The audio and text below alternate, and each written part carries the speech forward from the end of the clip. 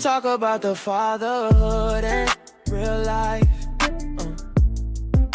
We talk about the pressure, but we show up, show up. They always say you reap just what you sow up, sow up. So you know we never slow up, slow up. We are the everyday dads unfiltered. Everyday dads unfiltered.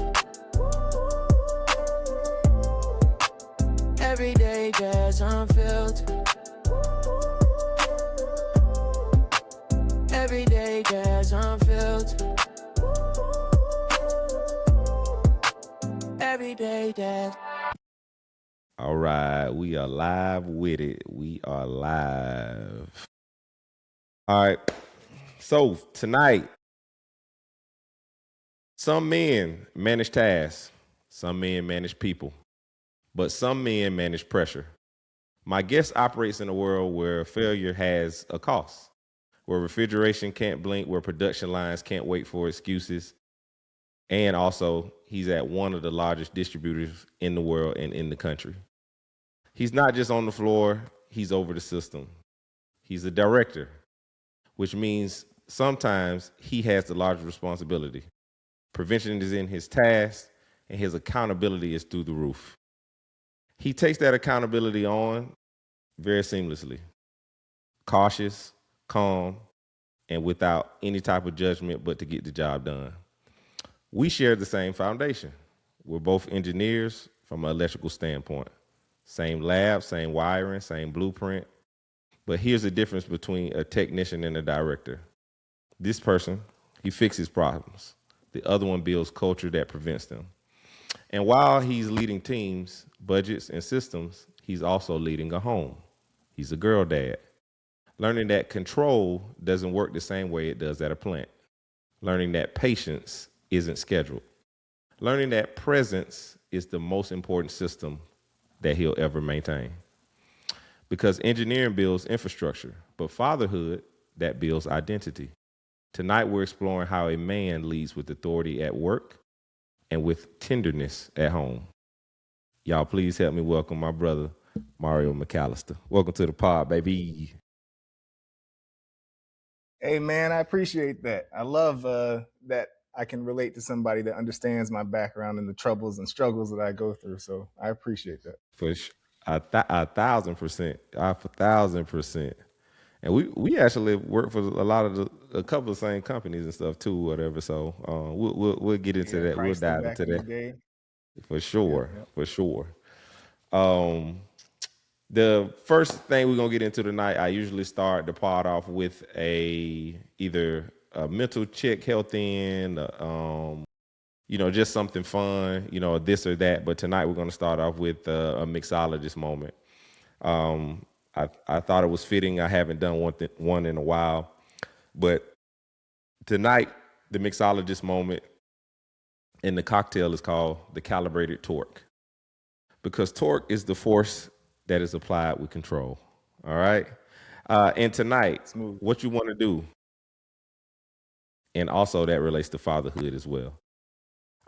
You don't want to be reckless with power when it comes to torque. You just got to make sure that you measure it properly. So here, this is how we're going to build it. We're going to take 2 ounces of rye bourbon. You like rye bourbon, Mario? I do, but I'm actually I don't drink right now. Okay. You talked about mental health. You talked about, how I'm trying to be better for my family. That's something I'm trying to leave behind me. I don't want to say I don't drink. I mean, you look over there. We got the bar stacked, but I'm trying to stay focused on my health, right? Understood.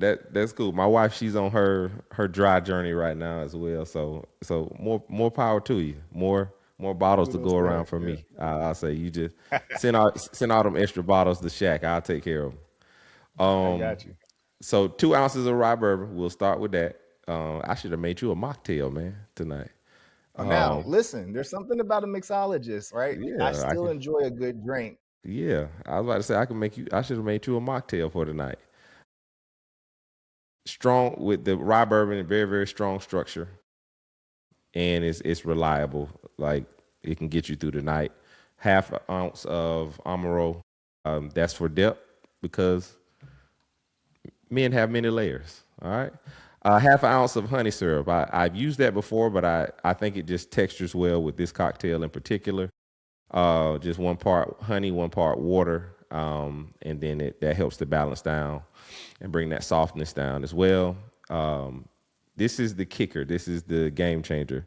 The 2 dashes of black walnut bitters. So that is that, along with the dash of Angostura bitters. You can never go with Angostura, wrong with Angostura and bourbon. And then just stir it. This one you're not going to shake. You're going to actually stir this one tonight.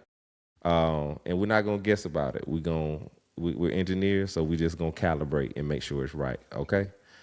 Strain That it sounds over. like an elevated drink. I Come like on. it. Hey, come on, man. That's what I do. Gonna strain it over ice, orange peel express at the top, and then you're gonna use either rosemary or cinnamon, and you can kind of just set it aflame a little bit and just take it out, and it's gonna give you that just aroma and extra essence that you need for the cocktail, and that is the calibrated torque.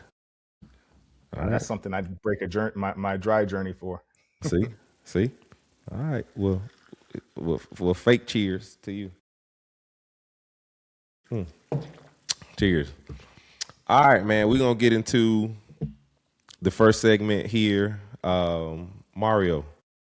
First question I'll ask is, who raised you? So tell us about your background, where you come from, how you were raised, and what type of things that did you see in your household that you now want to kind of implement in your own household for your daughter?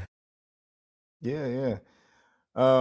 So both my parents are from Milwaukee, Wisconsin. They're from the north. They started dating back in high school and got married at a young age. I'm a military brat, so my dad was in the Navy, and they moved, I don't want to say out the hood, but Milwaukee, you get trapped in a city, it's hard to pull yourself out, right? So Okay. my dad decided to leave, moved to California. We've lived in Illinois and then made home here in Jacksonville, Florida. But I grew up in a 2-parent household. Being a military brat, my dad was strict when he was around, and when he was out to sea, my mom held it down for me, my brother, and my sister. So I'm the middle child. The forgotten one. My older brother, he was the first, and my sister, when she came through, she was the baby, so she got all the love. Okay.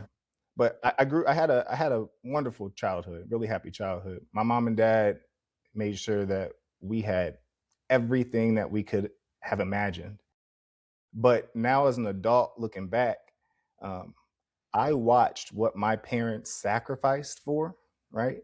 We never saw them struggle when they were truly struggling.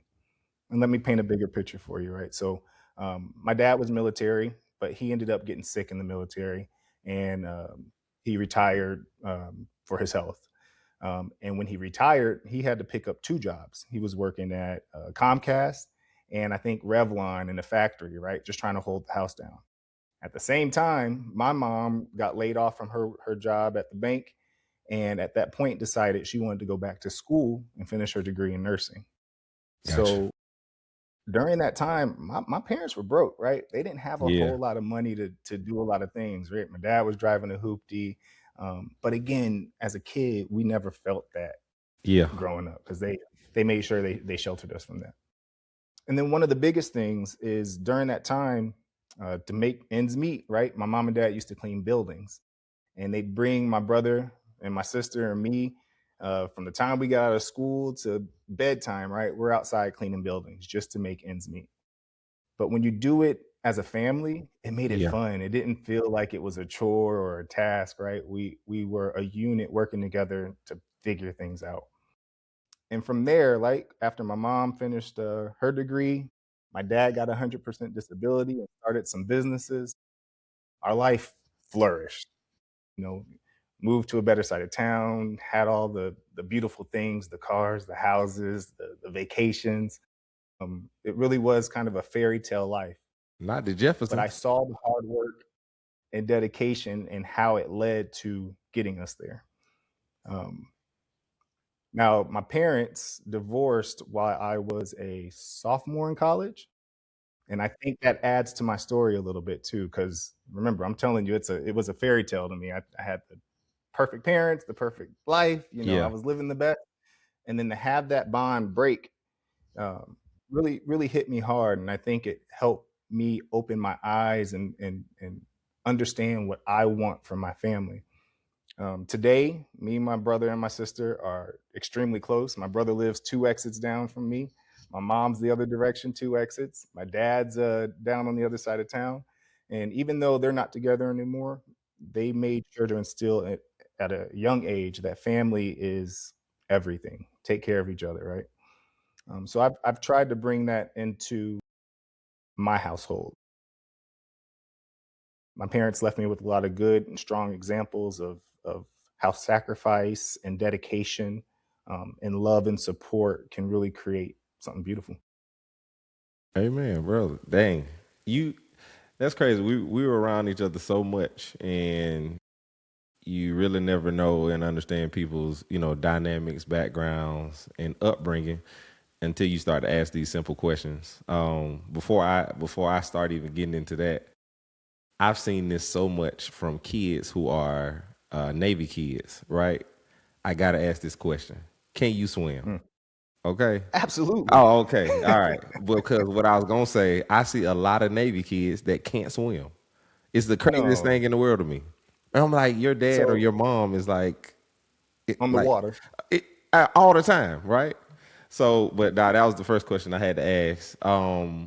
What are some things that you kind of prioritize as a parent that you had in your upbringing for your daughter? And then what are some things in the second part of that question? And what are some things that you kind of put at the bottom of the totem pole that you don't want to implement in your parenting style with your daughter? So for me, right, it was important as a new dad um, to make sure that I was giving my daughter all the love and affection and resources that I could give her so that she can live the best life possible. I want her to have every opportunity in the world in front of her. So, right, a good school, no bars held on anything that she may want. And there's some mistakes in that, right? So, and we can get into that a little bit later. But I spoil my daughter because I want to. We were very intentional when we had her, and we want to make sure that you know we're able to provide a lifestyle that will allow her to elevate further than my wife and I have been able to. You know what I mean? So just giving her the support and the love and building her self confidence, that is the most important thing to me. I want my daughter to grow up and be able to do anything that she wants on her own, without a man or a woman or whatever it is in the future, without relying on somebody. And now on the bottom of the totem pole, 4 years into the game, my daughter's about to be 5. I'm learning a lot about that spoiling part. Yeah, These kids don't need as much as we may want to give them. Um, I'm learning that I don't want my daughter to grow up in a mindset that she can have whatever she wants. It has to be gotcha. earned, right? So that's something I'm Totally really starting understood. to focus on. Yeah. Cool, cool. I know you said like your parents divorced sophomore year. Um, how much more intentional are you with your relationship to make sure that your daughter has that foundation as she grows up and gets older and stuff like that? That's a good question. Early when my parents divorced, I didn't really want to know or understand why, right? Because I was broken trying to put myself back together. But you know, as I've grown and as I've gotten closer with my parents, they've explained and expressed, that they weren't ever really happy from a young age, uh, because again, they got married at a very young age, I think 18 or 19 years old. Stayed in a relationship that wasn't really healthy for them, for the kids. So my wife and I, we were what I love about our story, because if you didn't know, Asia was our year, right? Yeah, We went to yeah. FAMU And together. I The didn't. I crazy did part, not. I did not. we got all the same friends Yeah, and we didn't know each other on campus. yeah. which is wild. I So when definitely I met always her in thought I Detroit, always thought that she was older than us. yeah, Yeah, I always I thought can that she see was it. upper class because the way she just carried herself, like she was, upper level. But I definitely didn't know until like later on. The crazy part is I actually have a video of her when she crossed Delta. I have a video on my cell phone of this woman, of my future wife, and I had no idea I was recording her. That's crazy. So it's Mhm. powerful. But that's my best friend, right? So we started off our relationship loving each other, traveling the world. Mhm. Our thing is concerts, right? So we Yeah, love music, we love going to concerts. So we built a foundation off of each other first instead gotcha. of rushing into having children, right? So Yeah, I didn't have my daughter till I was 32 years old, kind of yeah, later in life. yeah, And I'm glad we got to have fun in college. We got to have fun as individuals. And then when we came together, we got to do it big, right? With our salaries and, our experience, we got to see a lot. So building a strong foundation with my wife was extremely important. And that's why I said we were super intentional when we had our daughter. We knew we wanted to be parents and we didn't pull that trigger until we were ready for that next step. So just focused on staying true to ourselves and the things that we love. So every year we go to a concert. Every year we travel internationally, right? Um, and then we have the same like cultural foundational elements in our life. hmm So our parents raised us the same way. So putting God first, um, focus on keeping a strong household and yeah, supporting each other. yeah, So I think that's the difference between my parents and us. Me and my wife built a foundation around us first instead of at a young age jumping into a ship and then trying to figure it out. yeah. We. I think my wife and I had that same type of mindset, and we're this year actually coming up on 10 years. It's a blessing. Um, we've had our struggles. Marriage is Of marriage, course. ups and downs. But I love her unconditionally. Like I said, she's my best friend. And I think intentionally, like you said early on, before we even had kids, let's invest into ourselves. Let's have fun. Let's enjoy ourselves. Let's kind of do what kids do: travel the world, concerts, just the whole 9 yards. So I think that's a a great way to kind of channel that energy of love before you start to kind of sow your seed with kids and stuff like that. But that's good, man. That's good. Good stuff to hear. The next segment we'll get into is say less, little one. So basically, in this segment, what we'll do is I'll ask you some questions around how does your kid tell you things without having to say much, based off of their actions, their emotions, just the way they navigate through life. So you'll just kind of answer that in that regard. So the first question is, what's a fear that showed up after your daughter was born that you didn't expect or realize that you would potentially have?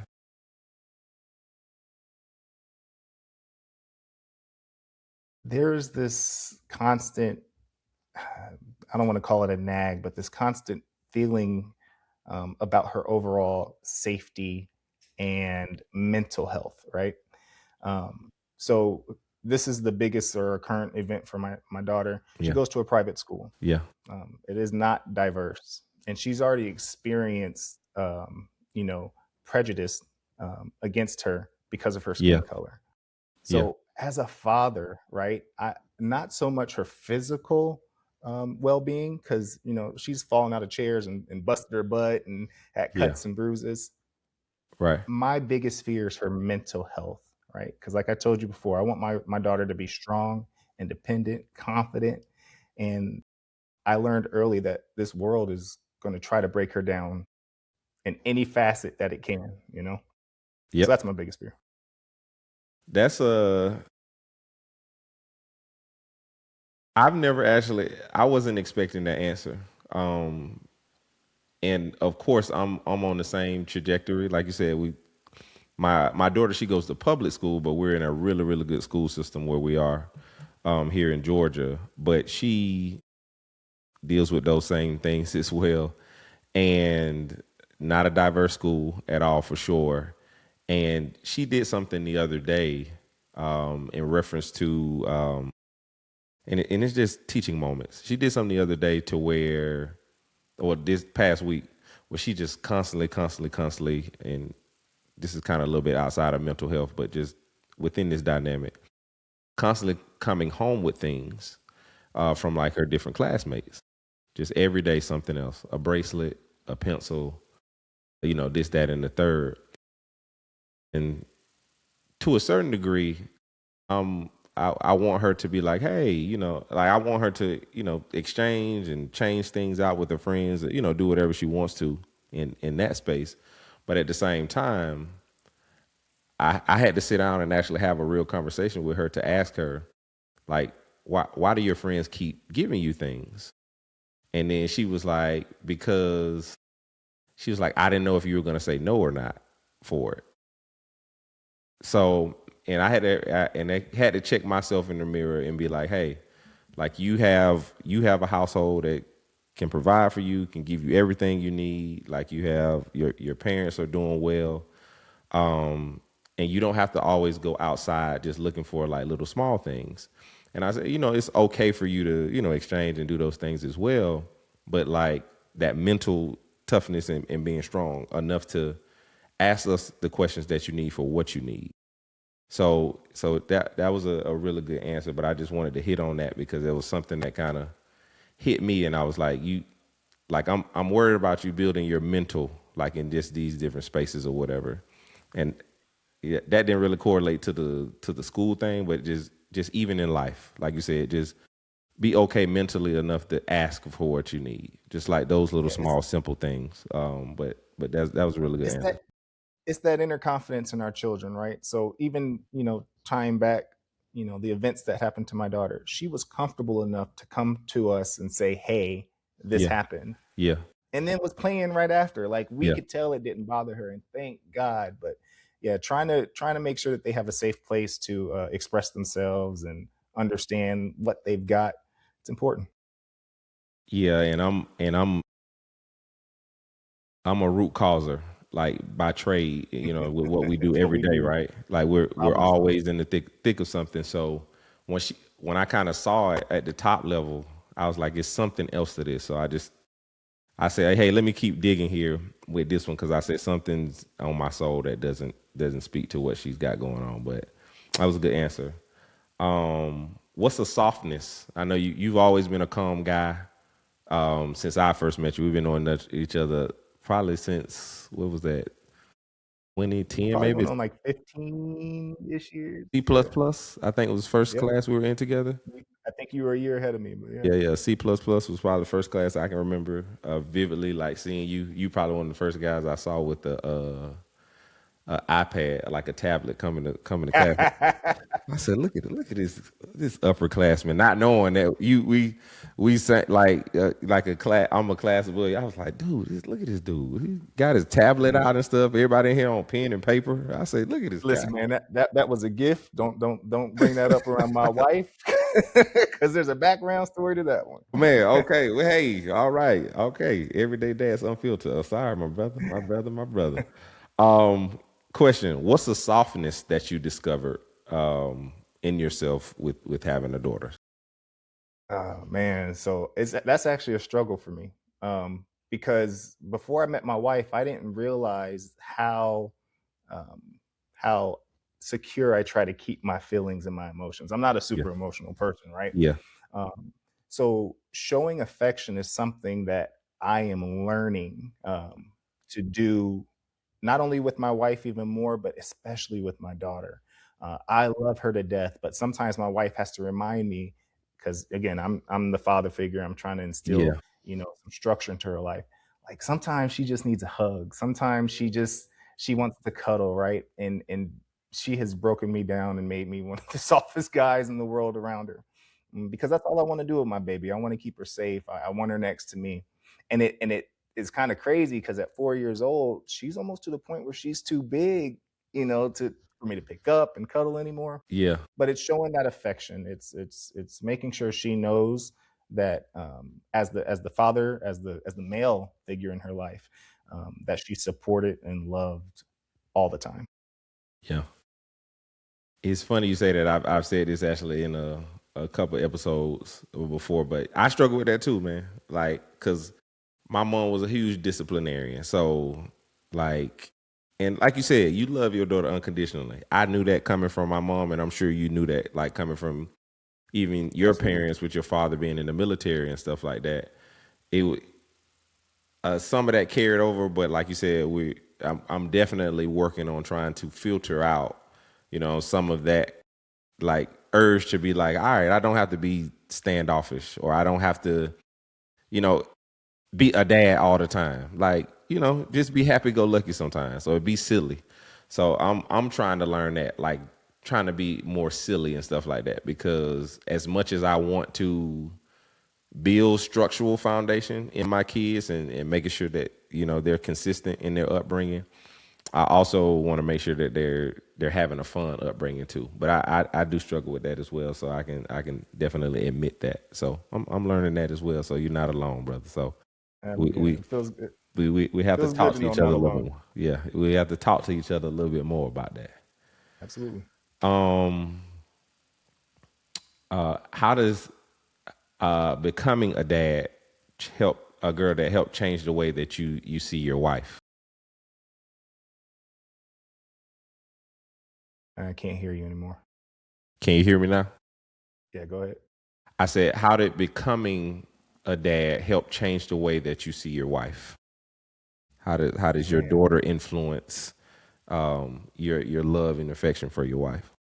my man, I couldn't even tell you how much having a daughter has made me love my wife even more.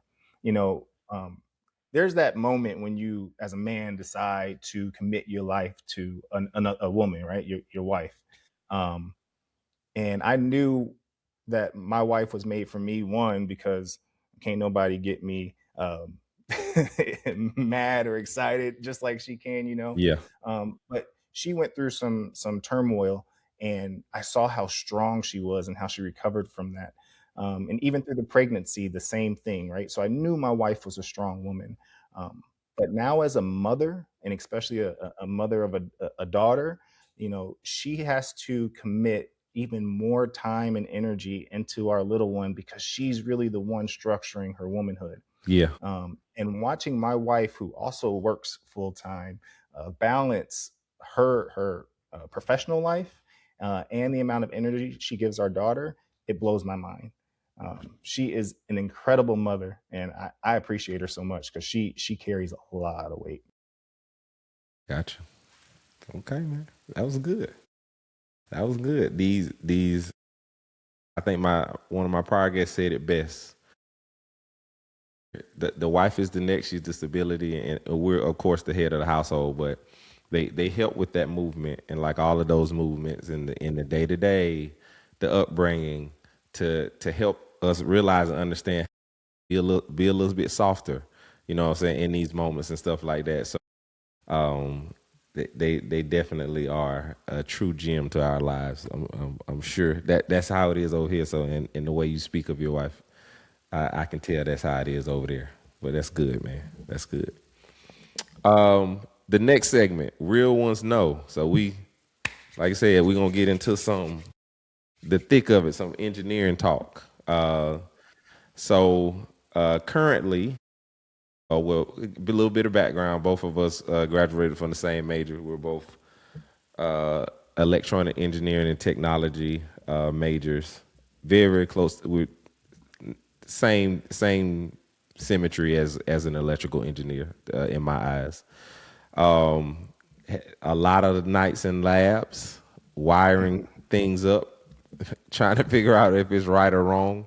But we do have Multi-page equations. right math, where we probably saw more letters than numbers at times. Uh, so we Laplace transform. I can't forget it, man. It's stuck in my head now. professors where we probably could barely understand at times, but definitely foundational pieces that we needed in order to get to where we are in our current professional career. So That's right. my dog, he is a maintenance director. I never forget the first time that we both started at Chrysler together. Were you there as an intern in 2013, or were you there full Yeah, I was an time already? intern. Okay. I was an intern. Yep. Craziest thing. You started, I think, in May. I think you might have started in May, but I didn't Right know it. during the summer. Yep. Yep. So I started in June of 2013 at Chrysler. Wildest story. I'm working night shifts because they have me on nights now. I'm leaving out of the gym. I mean, I'm leaving out of the work. And right at the front door, you remember at the Trenton Center, they had the gym that was right Yep. at the exit. I And used I'm it walking religiously. out, and I'm like, that fucking looks like Mario. And this guy, and he's in there pumping weight and stuff, and I'm like, nah, can't be, or whatever. And then I pass by and I leave out of the door. I leave out. And then the next day, I see you in there again, like, doing your thing or whatever. And it's late night because I was doing 4 p.m. to 4 a.m. at that time. So I was on the same. yeah, I stopped and I said, man, that is Mario. So I go in and we chop it up or whatever. And this guy had been at the plant a whole month and didn't even know it. But I say that to say, let tell a little bit about your background in engineering, how you got where you are today, and then what are some aspects of work that you that help you to have structure in your at home life? What are some things that you take away from work that help structure some of your processes or the way you handle yourself at home as well? Yeah. So I'll start with the background. I was lucky enough to get the internship that we've talked about at Chrysler, right? To kind of get my Yep. foot in the door Yep. and into manufacturing. And what I learned as an intern is I could make a whole lot of money, For sure. in manufacturing. I actually made so much that summer that when I came back to Tallahassee, Yeah. I didn't have to have a job. Apartment was paid for. I Wow. I was just able to live off all that money I made during the summer. So that's what kind of got me locked into manufacturing. Yeah. And Chrysler was an incredible company because they gave me a lot of opportunity. For They taught sure. me a lot of foundational elements that are still allowing me to win today. Yeah. Um, so starting as a production supervisor, if you will, and then working my way into maintenance supervision, Yeah. and then from there to a facilities engineering manager, Yeah. and then a TPM manager. Chrysler really gave me a lot of experience that I wouldn't have gotten out of school or Yeah. at a small company. So Yeah. learned a lot there. And then when I had my daughter, me and my wife decided to move back to Jacksonville. I Yeah. became a maintenance manager Yeah. at Owens Corning Roofing. So I've worked in the auto industry. Oh, you I've worked at worked in, Onyx. yep, building and Okay. materials. And in that role, I learned about work-life balance, right? Yeah. Money ain't everything. Yeah. Sometimes these companies put some zeros on a piece of paper and they feel like they own you. Yeah. I mean, my phone was ringing um, morning, noon, and night, 2 o'clock in the morning, Thanksgiving, Christmas, handing out candy at Halloween. Yeah. So bad that I was sleeping in our spare bedroom because my phone rang so much, right? So we'll touch on things that we learned from our jobs and try to bring home. Yeah. But I left that role, right, Yeah. because my family and my mental health is way more important than trying to get paid the most amount of money. So when I left there, I went to Danone as a reliability engineer, where I've gotten a chance now to work in beverage manufacturing, right? And now currently I work in seafood processing. So if you eat any fried seafood in the Southeast region, it probably came from our facility. So Zaxby's, Popeyes, uh, all the restaurants you can think of came from our facility. My boy But the doing it biggest all. thing, yeah, yeah, and I think that's an important note, outside of our discussion for anybody out there that's watching. Diversify yourself. The Yeah. more you know, the more you learn, the more people you touch, the more opportunities that you'll get, as you progress. But in my current role as director of maintenance, my job is to build autonomous teams of people that can achieve goals that I set forth without me having to get too much in the weeds. So there's a lot of focus on processes and being consistent and holding people accountable, right? And also trying to continue to push for innovation. So you ask, what do I bring from my work life home? It's that. It's consistency, it's accountability, and it's constant growth. There's this saying I use right now, and it's 1% better every day. Okay. I want to be 1% better every day, no matter what it is I'm doing. And I'm trying to instill that in my daughter and my wife and in our household, right? We don't ever want to get comfortable and stagnant. When you get stagnant, right, and you might stay there for the rest of your life. I want to grow. I want to learn. That's good, man. I think we both can probably write a book on, like you said, opportunities and things that Chrysler gave me, because I'm still benefiting, like you said, from a lot of those foundational pieces and learnings from that first job. And like I said, that was probably the hardest job that, hands down, I don't even know, I have to think about it, the hardest job that I've ever had in my professional career. I agree with you 100%. Just because of the ringer that I had to go through, and I started out, like you said, as a production manager as well, but they opened the floodgates for so many other opportunities. Prismatic lead, but like you said, a pillar lead from a TPM perspective, and then even in multiple pillars, and then eventually a project manager as well. You know what I'm saying? So the opportunities were there. So, but they taught us so much,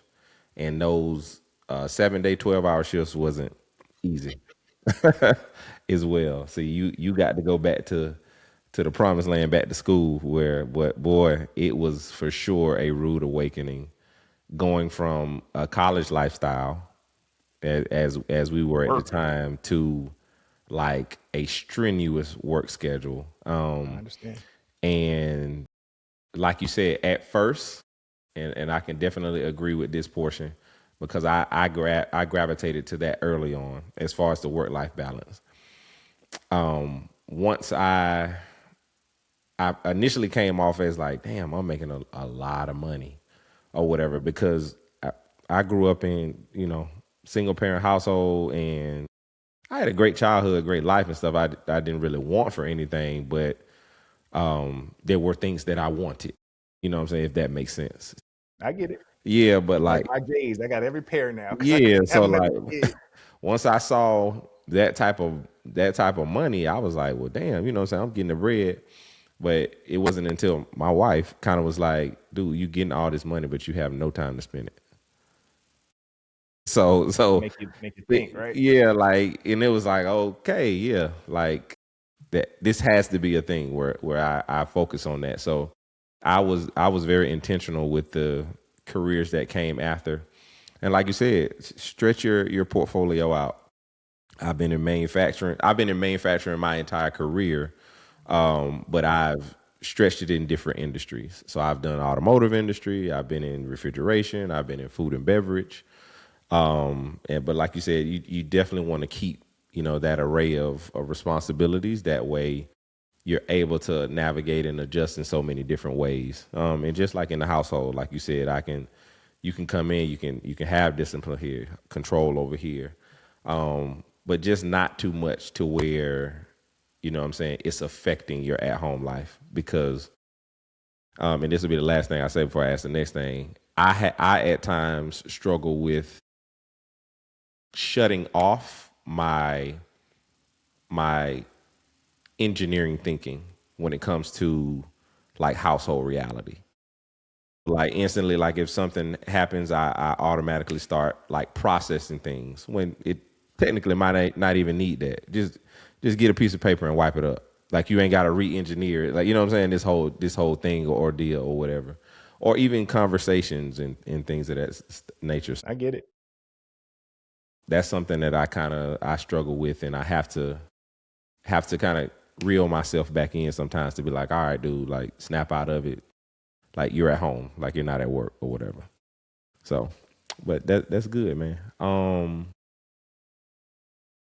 What does what hits harder, having to when your daughter was born, having to make those 3 a.m. calls for equipment, or having to wake up to a baby crying for hours at 3 a.m.? What's tougher? What's tougher I than will take that baby crying any day. To be honest with you, right? I know you've got three beautiful children. man? I've only got one, right? And my baby's growing up, and I'm starting to get into that phase where I'm like, I miss that, you know. So yeah, I would take that The any day. fanic robots down, Mario. We need you. Listen, The baby's over here crying. it'll be there in the morning. I'll see y'all in the morning. See, and I've learned not to stress about that no more because, again, that robot will be there in the morning, It for and sure I'm in a will. position now It for where I sure got will. people that can go fix it. So I'm just gonna pick up the phone and be like, "Hey, go handle this." My baby, that's a whole nother story. That is funny. When your daughter feels safe with you, what is something that you think that it unlocks in her? Man, her joy. Yeah. For example, last night, right? I got an Amazon package, big old box. And my daughter, she's this generation, they love their tablets and their TVs and electronics and Oh all my that. God. I'm gonna have to But get I'm gonna have to get a shirt. I'm sorry to cut you off. I'm gonna have to get a shirt made that says that tablet, that like I'm not a tablet dad or something like that, or something in reference to tablets, because it's inevitable. We can't get around it. yeah, it's glued to Oh my them. God. But yeah, she got this box, and my wife was in the shower, so I'm chilling with her. You know, I told her not to turn the TV on because I wanted some quiet time. Yeah. And I love to see how she opens up. So she said, you know, Daddy, let me take your order, right? She wanted to Yeah. get an Yeah. ice cream. Mm-hmm. So she pulled the box around. I said, well, if you're gonna give me some ice cream, you need an ice cream truck. So Yeah. together, you know, we drew the steering wheel on the ice cream truck. We wrote the menu on the front, and you know, she just became this character, right? And I think that for me is an example of my daughter opening up and feeling safe to be creative with who she is Yeah. around me. Um, so yeah, for me, anytime that you know we go out into public and she knows daddy, you know she's staying close to daddy, or Yeah. you know I'm a gun man, right? So we got Yeah. guns in our home, so I teach her about gum safety. That's what she calls it, right? Yeah. She knows daddy's got her back, and you know she feels safe to laugh and frolic wherever we are because she knows I'm watching. Even I'm trying to teach her, like when we go out in public, you know, Yeah. because she can get kind of rowdy sometimes. Yeah. How many people are behind daddy while he's pumping gas, or you know how many people are moving around while I'm trying to buckle you in your seat? I'm trying to teach her self-awareness, Yeah. and she's falling right into place. That's a good practice to have. I'm going to take that on. Just like, with things like that, cuz a lot of the times me and my wife are on like different schedules, so I usually have like the night routine. So I'm picking them up from school, daycare. So I'm collectively with them in the time frame where it's time to go to bed, but it's also like, hey, I need to stop and get gas, or we need to, stop at the grocery store and get this, or hey, we need Kudos a to last you. minute pickup for marshmallows tomorrow for a Halloween party or something, whatever. Because I was like, and something I asked my wife the other day, I said, is it a holiday that these kids don't celebrate? Damn. But just like little things like that. Hey, how many people do you see, walking down the aisle with us? Or that's actually something good to kind of help build that mental awareness and stuff like that. But I'm actually gonna take that on myself. That's a good one. I appreciate that gem right there. I needed that. Absolutely. The next segment we're going to get into is called Tucked In and Turned Up. So we put the babies to bed. This a little bit more barbershop talk, a little bit more lax. But like I said, tonight I'm going to do a girl dad edition twist on it. So what I'm going to do is I'm going to ask you some questions in 4 different categories. And I want your answer to be, are you going to act a dad? Are you going to be a dad about it? Or are you going to be a girl dad about it? All right. Say that one more time. Am I So gonna I'm going act to a dad ask you, about it I'm or going to be a give girl? you, we're going to have 4 different questions. 4 different segments, categories. One section or category is going to be protection. One is going to be modeling love. One is going to be identity and confidence. And the other section is going to be the long view. I'm going to ask you questions in each of those segments. And your answer is going to be, are you going to be a dad about it? Or are you going to be a girl dad about it? I got you. Okay. We ready? Yeah, let's go. All right, so part one, protection. Okay, this is a protection segment. When you hold your daughter, what instinct shows up first? Are you going to be a dad about it, or are you going to be a girl dad about it? I'm gonna be a girl dad through and through. All right, Yeah. okay, all right. So you see how we're doing this? You see what we're Yeah, going that's now? cool. I got All it. right, okay, all right. If somebody scares your daughter at school, one of her friends, are you going to be a dad about it, or are you going to be a girl dad about it? I'm about to be a dad about it. You gonna feel my wrath when it comes to my baby. I knew that was gonna turn quick, bro. I knew that was gonna turn. You don't mess with my baby. Oh my God. Balancing protecting her without controlling her. Are you a dad about it, or are you a girl dad about it?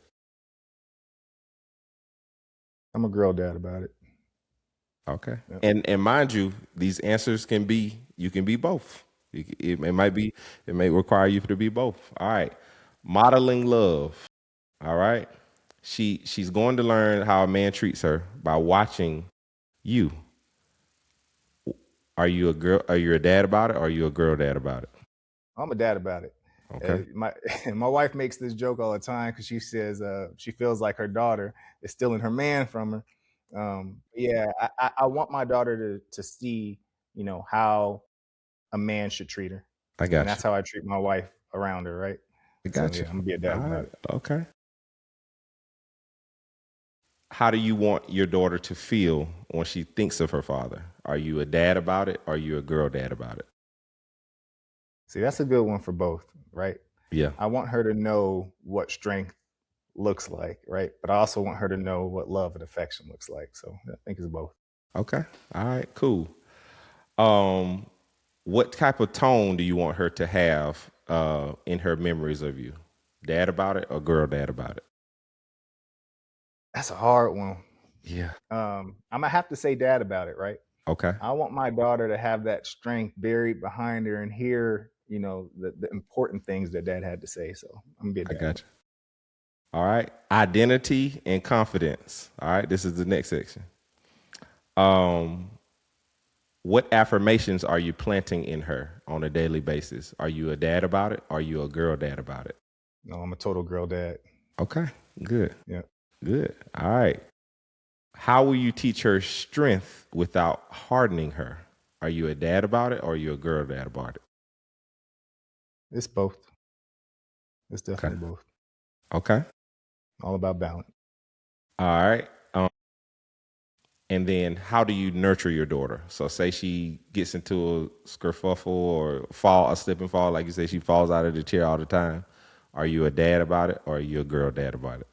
I'm a dad about it. She got her mama for that. I'm a dad about it. Yeah. Absolutely. I like Shake that. that I stuff like up. that. Shake it off. Let's go.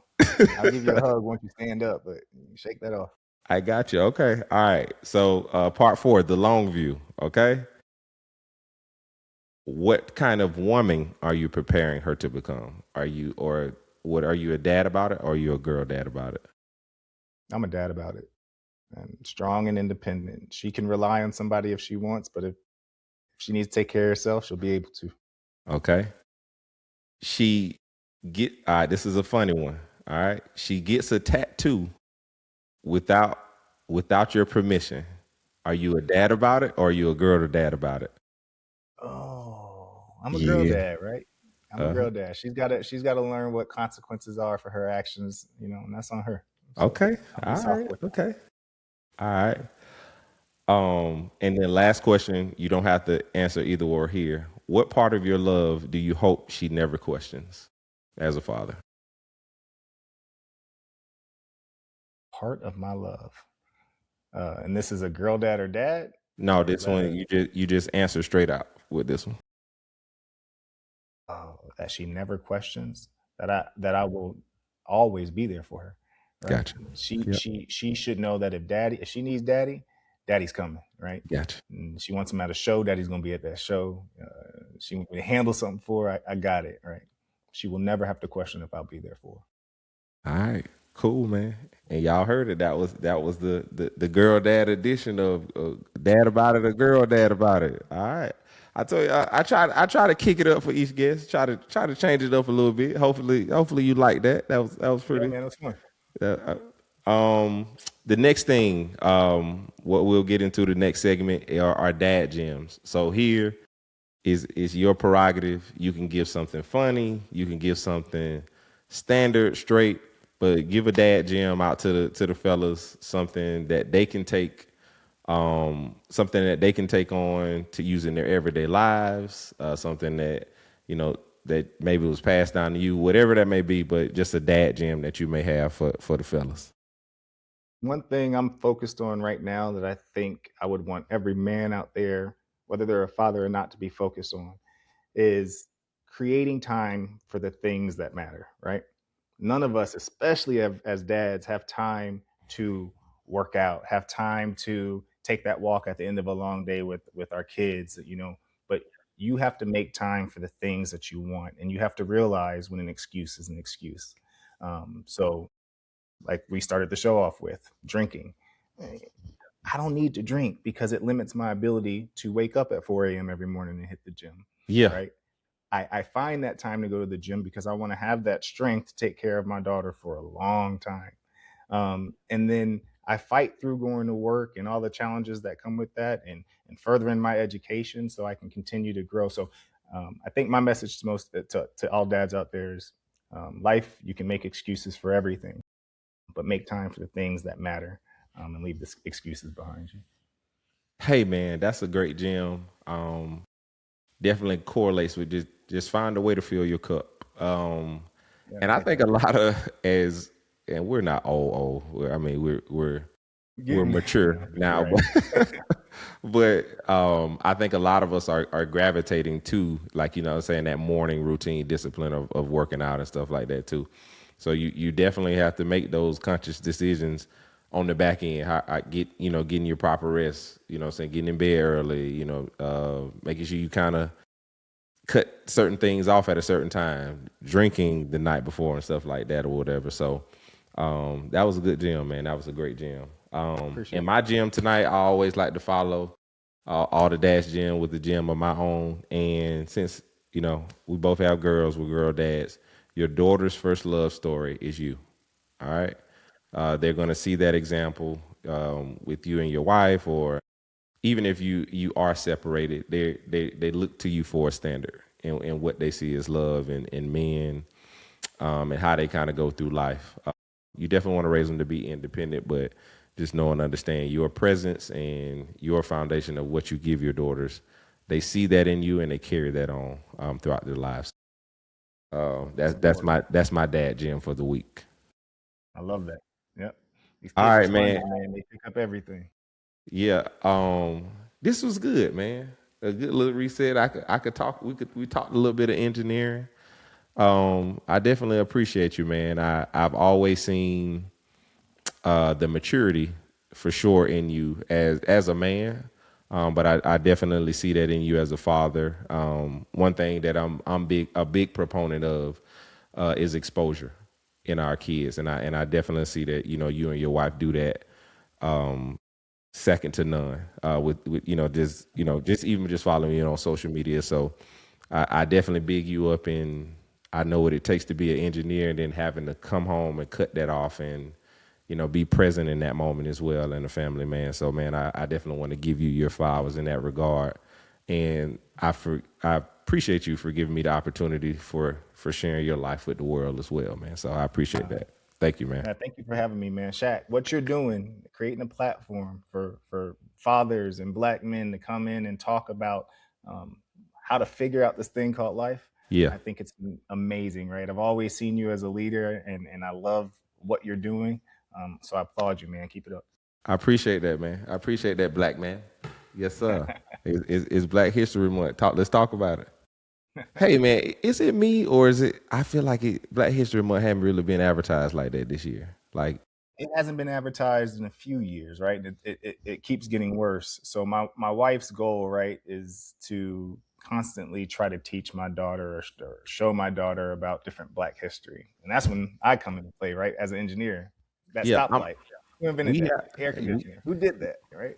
Yeah, I have a good friend of my ours, and actually her husband is going to be one of the one of the guests here as well. And she gave us this book for our daughters. It's like colored heroes, women colored heroes. I'll send it to you, man. It was really good read, and I can kind of share that like every other night with our daughters throughout the month or whatever. But it was a really good read for them, just to learn about historic, black women, within our culture and stuff like that over time. So that was pretty good. But I'll send that to you. Because it don't need to be Black History Month to talk about Black history. For sure. Absolutely not. Come on. Say that again. Say that again. But thank you, everybody. This was the Everyday Dads Unfiltered podcast. I'm your host, Mr. Country Boy Shat. Y'all know Dad of 3, Florida boy. Y'all know how I get down. And today I'm with my esteemed guest, my brother, my friend, Mr. Mario McAllister. Thank you for joining the pod. I appreciate you for having me, man. Yes, sir. Yes, sir. Until next time, we'll do this again next week. Peace. Well, we might not, because next week is my birthday, so y'all just hang tight. We'll turn up then, okay? Come on now. Let's talk about it, okay? Well, happy birthday, bro. I hope you enjoy it. I thank you, brother. I thank you.